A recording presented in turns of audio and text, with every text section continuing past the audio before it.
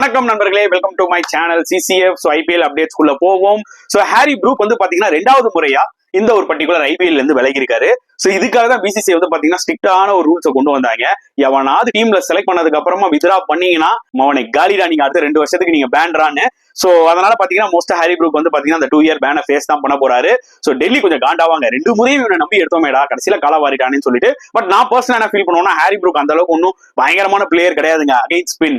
அதனால டெல்லி அவருக்கு பதிலாக வேற ஏதாவது நல்ல பிளேயர்ஸ் ஒண்ணுமே எடுக்கலாம் இந்த கண்டிஷன்ஸ்க்கு ஏற்ற மாதிரி. பட் நான் என்ன சொல்லுவேன்னா, ஹாரி ப்ரூக்கு இது ஒரு கிடைச்ச அருமையான ஆப்பர்ச்சுனிட்டி. ஏன்னா அவர் ஹோம் கண்டிஷன்ல பிளாட் ட்ராக்ல எல்லாம் பயங்கரமா ஆடுறாரு, ஸ்பின் திணறாரு. அப்படின்னும் போது 2026 T20 வேர்ல்ட் கப் எங்க நடக்க போகுது? இந்தியால.